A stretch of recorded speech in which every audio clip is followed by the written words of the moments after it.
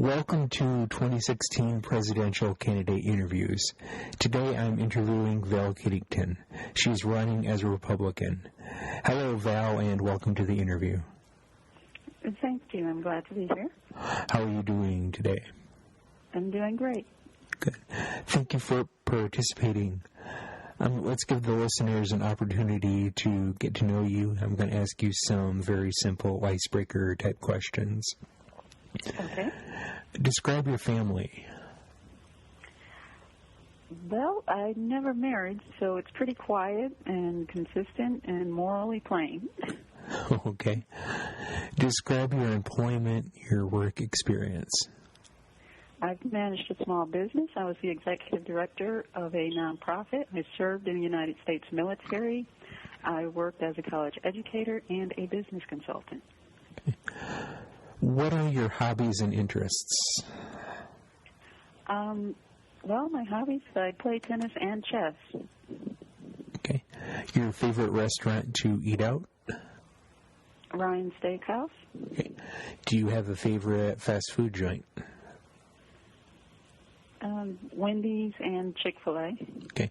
Favorite junk food you wouldn't let anyone watch you eat? Ben and Jerry's. Okay. Favorite TV shows and movies? Suits and Scorpion as far as television, and I also like this year's Mission Impossible movie and Patriot with Mel Gibson. Okay. And do you have any pets? I have a cat. My cat's name is Trump. Okay. And the final question. Name a song that you consider a life anthem, a motto, something that describes who you are. I think it will be Bruce Springsteen's No Surrender. All right. Let's get into the serious questions now. Why are you running for president? Well, because the common American citizen is being treated worse and worse, and I'm jumping into the middle of that. There's corporate corruption, corporate disingenuous politicians, big government, aristocracy overthrowing the lives of decent, hardworking common Americans, and there's the mistreatment of veterans. Things are disordered in use of our military overseas, and there is just a complete mismanagement overall, I think, in government. What abilities would you bring to the office of president? Well, if you want to resurrect the country, raise employment, increase quality of living, grow the economy, set order quickly, fix problems effectively with efficiency, I'm your gal. I am mission-oriented. I get in and I get the job done without delays, without appointing, lengthy committees. I've been in the military, worked short-term and long-term afterwards, and exceeded in essential tasks for others and enabling others. I have a good impact and effect. I solve problems. I'm not a career politician, so things will not drag endlessly on. My reality is that it is just 4 years to fulfill the mission of bettering the lives for millions of Americans. And so that is the mindset that I go in with, and that is the ability I bring to the job, is to get the job done. Okay. Name a president or two that you have a very positive opinion of, who have aspects of their presidency you would want to emulate. I think Franklin Delano Roosevelt and Truman. Franklin Delano Roosevelt reset order and began building up the lives of the American people again. So it is realistic and worthwhile to do. And he did so tangibly. Truman was the one typified as one of sensibility and practicality. Both of these presidents had tangible results instead of mysterious disappearing governmental money and vanishing promises. I really like Americans and American families. I love this country. So, I do want to bring results for the American people and for this nation to be a better place. Name a president or two you have a less than favorable opinion of, who have aspects of their presidency you would not want to emulate. Well, I will definitely not emulate Clinton nor Obama. The Clinton policy to disenfranchise Americans from jobs by sending them overseas and saying Americans shall be the world's office workers. It was dumb, basically. And then his foreign policy to create a community of market democracies while containing threats failed. People are now blaming American capitalism as going overseas and exploiting the people and the lands and the resources and stripping the places. This is a souring, effect that his policy has had. It is not American capitalism. It's more of aristocracy and arrogance, not true capitalism. And the other one I would not emulate is Obama, because his foreign policy is that, American blood spilled in foreign lands overseas shapes the world and brings peace and self-determination to those lands. To me, that president has wasted more blood than anybody else. War is war. It is not used to shape anything. Even Iran's Khomeini says, when will the U.S. learn? Moreover, Obama claimed to the UN in 2013 that he would dismantle terrorist networks, but instead he, in closing Guantanamo, he sent terrorist officers back to their homelands to rebuild terrorism. So he conflicts on his goals and intentions, and his administration exhausts our resources as a country, while Russia, China, North Korea are in constant build and fortification of their huge armies. They at least value the men that serve their country. Okay. Are there any functions of government you'd like to decrease or abolish? Well, I do want to rescind Obamacare because it pulls in people unnecessarily, and it is too costly for the U.S. budget. Under my plan, children and elderly and disabled and those with chronic conditions will still have care assistance, but not nationalized federally and not be compelled into any program. Also, I'd like to decrease the Department of Education to better streamline it, make it effective, uproot the bureaucracy and the politicizing and social influences in education, and make sure that people just get the learning tools they need to make a good living. Are there any functions of government you'd like to increase? Is there anything not in existence that should be in existence? Yes, I do intend to strengthen the military and secure our border with some of the military there. That is the main, the starting point for what I would increase concerning the government. But there will be a lot of reductions to balance out any changes. Okay. Describe your stance on taxation. How would you handle taxes? Well, I'm a supporter of the progressive tax system, still. And, singles, freelancers, and sole proprietors earning $25,000 or less will file a one-page easy form without the added bureaucracy of schedules.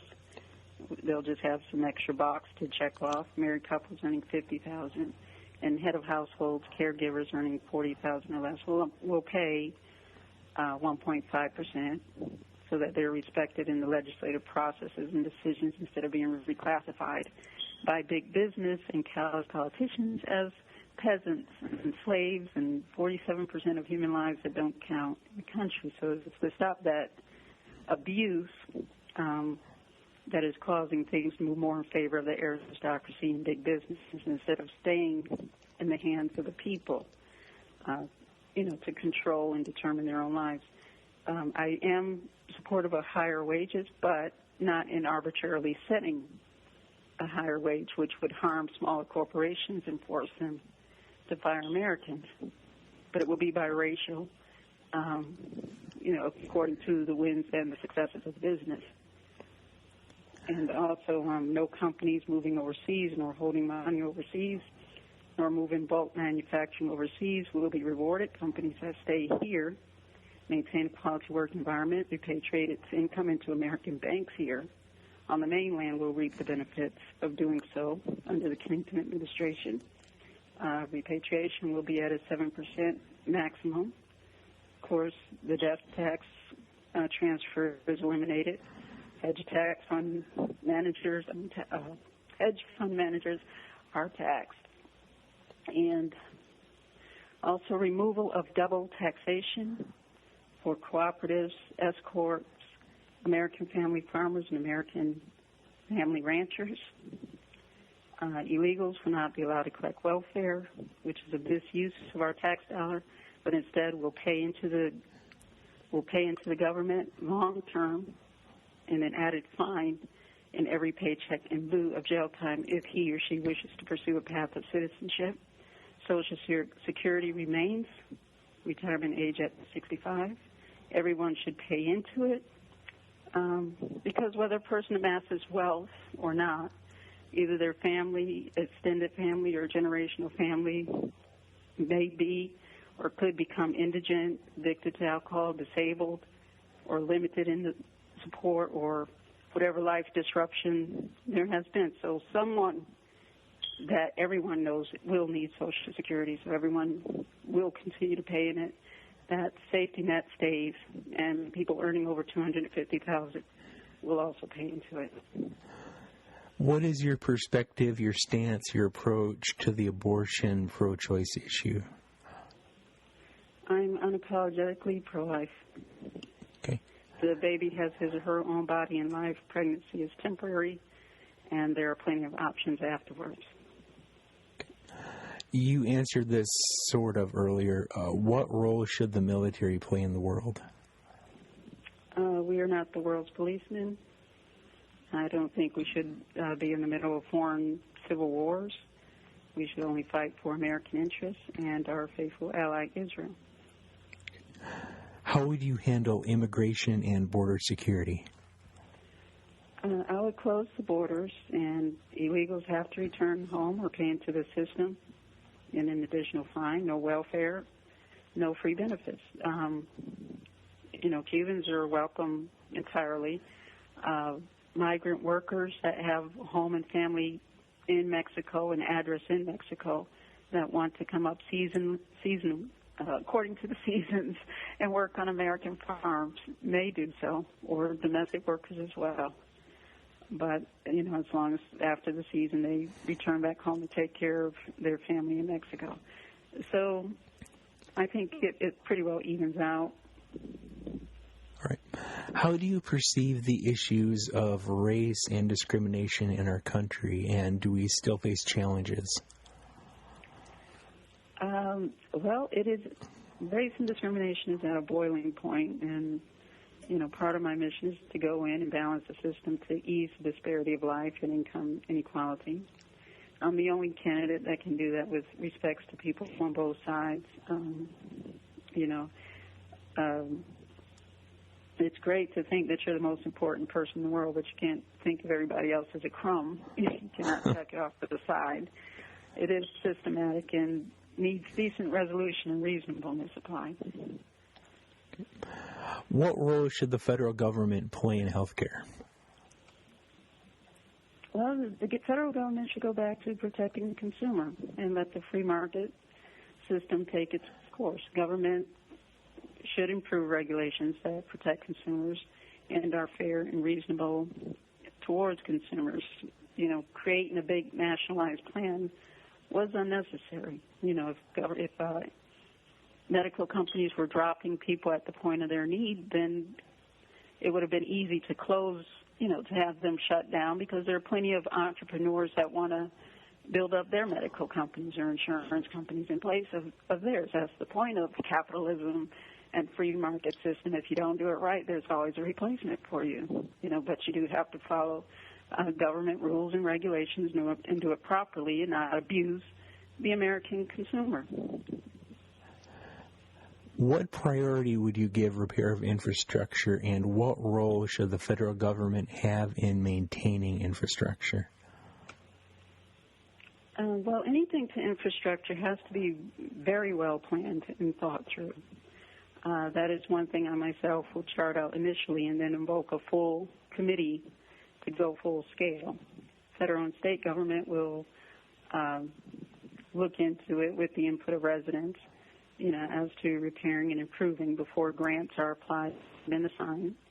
Money will not be allowed to pile into the state general budget, but must be used for infrastructure. Otherwise, states tend to give themselves pay raises while the infrastructure continues to be neglected. Okay. Where do you stand on the issue of maintaining personal privacy, personal liberties, but also gathering intelligence to combat terror? Some people think there's a conflict of interest between the two. What do you think is the proper approach? Well, I agree with Rand Paul on that, on repealing the Patriot Act, and I am against another nation controlling the Internet. I think our intelligence agencies do a great job. They're more than capable when it comes to stopping terrorism, even before the Patriot Act. And the reason for 9/11 wasn't the poorness of our intelligence gathering. I mean, we gathered the information, to know that something may have or was going to happen. But it is our government that has been flimsy with our nation's security, because Bill Clinton had appointed John Kerry to strengthen the security at our airports and make some changes. But what he ended up doing was lessening. It turned into something about profiling, and didn't want to profile certain groups of people, so they kind of opened the door during the Clinton administration under Kerry, watched who handled these areas, that enabled 9/11 to occur. So there was nothing wrong with our intelligence gathering. Then we gathered the intelligence. Maybe someone didn't put it all together, but it was the loosening of the reins under the Clinton administration that really is the source of the problem. Next question is kind of a sensitive topic for some, but it matters to a good amount of voters. What role does faith, religion, spirituality, etc. play in your life, and what type of role would it play for you as president? Well, the role of faith, spirituality, and religion, it's really just having a good heart and the will to do the right, honest, constructive thing, to not be abusive towards others, but to work harder to make things work and to be at peace with others. As president, it is an abiding peace regardless of the decision at hand. I think when the person is religious, they just have a more sense of self. They have a more sense of self. They have more sense of responsibility and accountability, to themselves and to others. Next question. Be a forecaster of sorts. Predict maybe one or two major problems facing our country in the future that few people or maybe even no person is talking about. What would you do to prepare America? Well, the two major predictions, most people agree, are that Carl Icahn and Warren Buffett and others have already predicted an economy collapse in 2020. I think so because this administration is overspending, and they're about to raise the debt ceiling again and even overspend that. So, I'm the only candidate that will get in there and treat the next 4 years as an emergency to bring up the economy. The others have put forth, lofty spot promises all over the place, and will waste time being a politician instead of doing the hard labor to preserve our nation. Some say all the benefits will be cut at once, which causes rioting and violence in every city. And then there are other candidates, that is their aim, is to just cut all the entitlements at once. And then there are others that want to keep the entitlements but keep them in an unsustainable state, so it still causes a meltdown. So basically, they intend to come out and just say, well, I'm sorry, we're all out of money.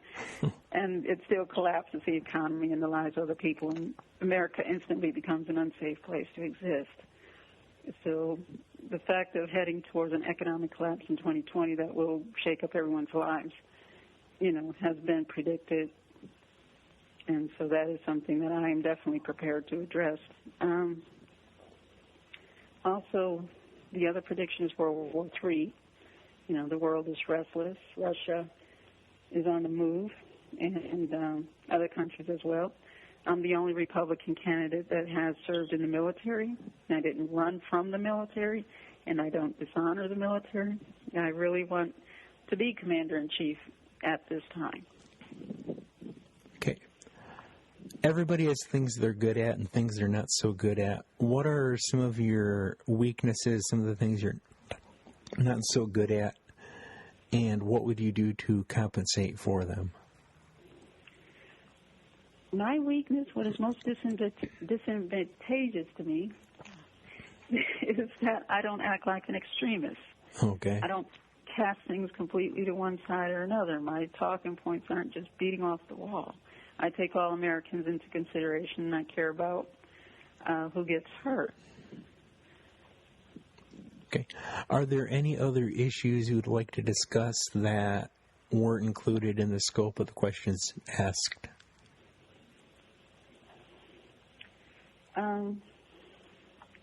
Well, I guess I should address Black Lives Matter. I think they've been approaching every candidate, so I guess I should put some would like to shed some light on that. Go for it. Okay.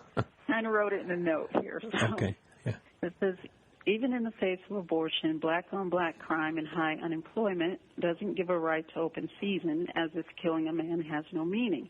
Picking up brothers for containment, Khalif Browder, 3 years of detainment, Trayvon walking with a bag of Skittles, the system justified the man that killed him. I want to know why sons and fathers, why high school grads that are going to college, not gangbangers, serial killers, and rapists, but the boys and the men that are trying to make it. They do the right thing that we tell them to do. Explain to me, how is that a threat to you? Unarmed, no harm, but maybe immature. Got to get beyond sabotage of that, I'm sure. Accused sitting on a bike, accused holding up a wallet, accused trying to show a license, shot at, shot dead, slingshotted in a van. Can you tell me the reason so all the families understand? Eliminating men doesn't create a luxury. It's a poverty, a travesty, the destroying of a family. No tax money to pay for public schools, no teens to help their moms or watch the other children too. People diss and dismiss, and they say forget it, but it affects America's economy, dividing the nation if we let it. My name is Val Kittington, and I'm a politician. I'm running for president, and I care about the kids here. So that is my thing on Black Lives Matter. All right. Do you have any final closing remarks to kind of sum up why we should vote for you? Well, number one is that my message is America-centric. It's about all of us. Neither white voters nor black voters should feel marginalized, persecuted, nor oppressed. We need consistency across the board. Every legal American having exact same rights and protections that are reasonable and respecting of our nation's format and foundation of the Bill of Rights and the Constitution. Two, some defer to me as Benghazi Barbie because I did what the so-called experienced career politicians and Harvard, Yale law graduates failed to do, which is simply to answer the calls for help from those serving our country. I got up in the middle of the night, took action, fulfilled my role in the military, and I will do so as Commander-in-Chief. I am the only military veteran running. I take life and death seriously and decision-making seriously, especially pertaining to our men and women overseas and in uniform. As Commander-in-Chief, I will do the same. Three, I'm pro-faith, pro-life, pro-gun. I protect Social Security for senior citizens. Retirement age stays at 65. I maintain national stability and the U.S. Constitution, yet I understand younger people are facing a different set of life challenges that need to be sorted and addressed, and that we do need to look more at responsible environmental care. I bring in a balanced approach, not extremism, not screamism. I care for all communities. This is a new day. I'm willing to come through for the American people and to come through on the long-awaited issues of energy independence, education reform, increasing the number of jobs for everyone, economic recovery, and getting America to the next level of brilliance and life quality for all Americans. People trusted me with human lives in the military, businessmen with their ambitions, and I've been successful, and I have an exceptionally good reputation in doing what I was entrusted to do. I'm Val Kittington, and I want to be the next President of the United States. And you can also visit my website at kittington2016.com. Thank you, Val, for participating in the interview. Thanks again to my listeners for listening. Be sure to check back in the future for more interviews. Have a good day, and remember to keep informed and keep involved.